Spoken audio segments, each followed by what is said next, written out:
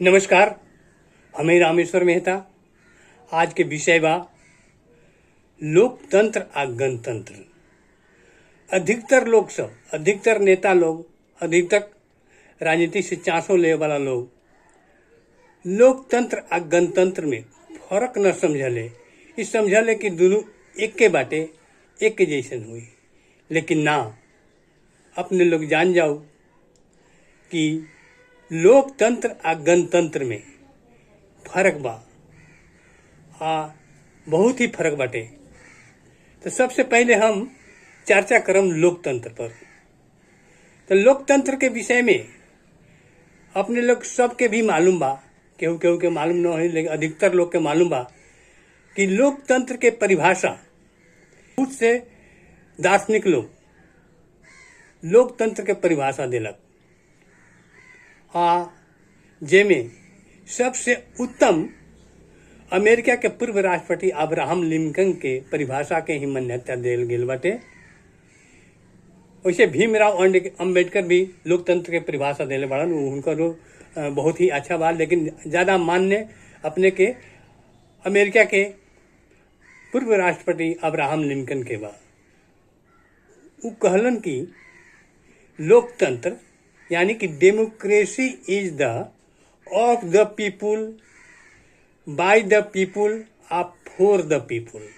यानी कि लोकतंत्र जनता के व्यवस्था बाटे।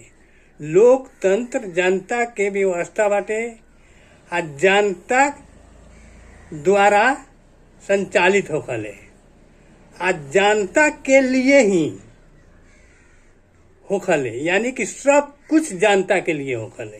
कितना अच्छा बा, कितना सुंदर बा। प्रजातंत्र जनता के, जनता द्वारा आ जनता के लिए, सर्वे सर्वा सब कुछ जनता रहले। और ओकरा के हमनी के लोकतंत्र कहले। ऐसन व्यवस्था के हमनी लोकतंत्र कहले।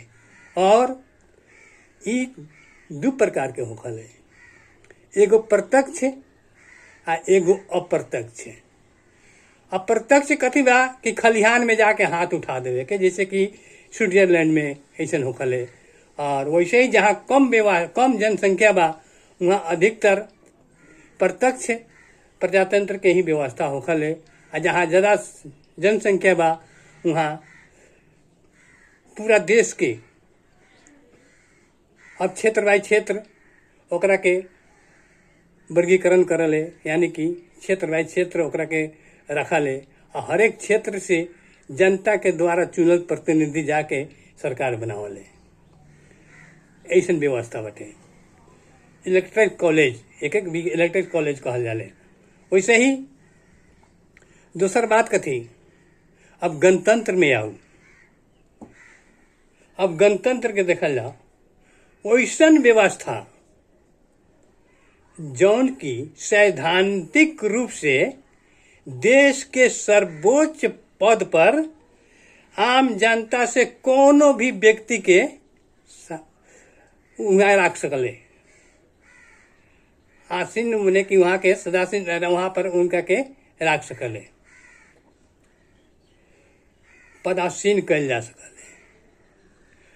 सर्वोच्च पद पर, देश के सर्वोच्च पद पर कोनो भी व्यक्ति के पदासीन कल जा सकले। ओ में भी अपने के दूगो लोग, गणतंत्र में भी एगो प्रत्यक्ष रहले आ एगो अप्रत्यक्ष रहले। देखल जाओ, प्रत्यक्ष में भी रहले आ अप्रत्यक्ष में रहले। प्रत्यक्ष से जाके डायरेक्ट राष्ट्रपति के चुनाव करवाले। ये बेल प्रत्यक्ष जनता द्वारा डायरेक्ट राष्ट्रपति के चुनाव। आ अप्रत्यक्ष का होखले यानी एकल संक्रमणीय पद्धति के द्वारा यानी कि चुनाव होखले। जैसे कि भारत में बा, नेपाल में बा, ऐसे देश में बाटे जौन की ऐसे चुनाव होखले। एकर संक्रमणीय पद्धति के विषय में हम बाद में बात करें। ये बहुत लंबा बाटे। लेकिन अपने जान जाओ कि यहू में प्रत्यक्ष या अप्रत्यक्ष होखले। एगो एकल संक्रमणीय पद्धति, एगो प्रत्यक्ष में जाके डायरेक्ट राष्ट्रपति के चुनाव।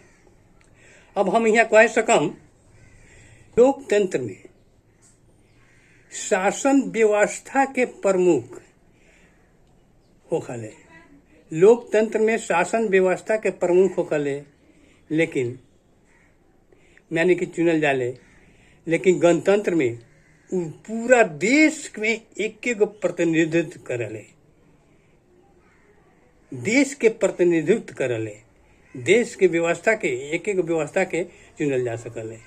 अब देखल जाओ एमे देश के देखिए, यहाँ देखल जाओ देश के आम जनता से कोनो व्यक्ति के राष्ट्रपति बनावल जा सकले, चाहे गरीब होके चाहे धनिक होके चाहे जौन भी व्यक्ति के जौन वो पद लायक बाटे ओकर माने कि योग्यता प्राप्त बाटे बना सकले। जैसे कि अपने देखू ना नेपाले में देखू, अभी तक हमने कल्पना कैले रही है कि नेपाल में 12 के सिमरौनगढ़ के व्यक्ति राम सहाय उपराष्ट्रपति बनी, जिनकी एकदम भी साधारण गरीबों में साधारण गरीब के परिवार आज देश के उपराष्ट्रपति बैठे। किसन व्यवस्था बाटे, कितना अच्छा व्यवस्था बाटे कि एगो गरीब आदमी भी आज देश के नेतृत्व कर रहा बाटे। वैसे ही होकले एमे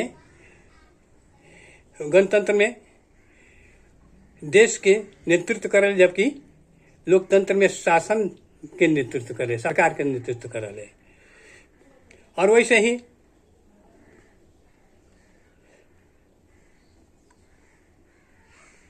लोकतंत्र में राजा के व्यवस्था बाटे, लोकतंत्र में राजा के व्यवस्था बाटे, जबकि गणतंत्र में राजा के कोनो स्थान नहीं है। लोकतंत्र में राजा के व्यवस्था बा, जैसे कॉन्स्टिट्यूशनल मोनार्की जिकल कहल जाले, संवैधानिक राजतंत्र, जैसे कि इंग्लैंड में बाटे, जापान में बाटे, वैसे वैसे बहुत माने कि देश में बाटे। हमनियों के 62 से पहले कुछ देर लड़ाई हमने के कॉन्स्टिट्यूशनल मोनार्की। वैसे ही एमे हम कहलिए कि एमे गणतंत्र में राजा के कोनो व्यवस्था न रहले। लोकतंत्र में बहुमत के कदर कल जाले, लोकतंत्र में बहुमत के कदर कर जा सकले, लेकिन गणतंत्र में संविधान, कानून, नीति, निर्देशन वगैरह ओमे अल्पमत के भी कदर कल जा सकले। हम एगो उदाहरण देवे के चाहम, ही अंतिम में हम ये कहम, हम एगो उदाहरण देवे के चाहम कि उसे अपने एकदम प्रश्न हो जाए कि गणतंत्र का है, लोकतंत्र का है। जब राजा रामचंद्र भगवान रामचंद्र जी वनवास जाइस रहस, तो अयोध्या के पूरा जनता, सभी जनता लोग जाके उनका के निहोरा कहले बा, रोक ले बाटे से ना अपने फिरता हो जाऊ, अपने न जाऊ, अपने वनवास न जाऊ। लेकिन रामचंद्र भगवान वो कहलन कि ना, हम वादा, वचन, कानून, संविधान जन वादा वचन कैले बड़ी अपना पिता से, हम ओकरे के निभाहम। चाहे तो लोकतंत्र के बहुमत गे रहे, उनका के फिरता भी हो सकल, लेकिन ना, वो वहाँ कानून, वादा, वचन के निभाले बड़न। ऐसे वहाँ गणतंत्र के भी कदर कैले बड़न राजा रामचंद्र जी। तो गणतंत्र एकरे के कहल जाले। अब अंत में क्या कहूँ, एमे जौन हमरा भूल त्रुटि होई तो अपने कमेंट में जरूर लिखम, ताकि हमरा माने के सुधारे के मौका मिली। अब हम का कहीं, नमस्कार, छूटता नहीं।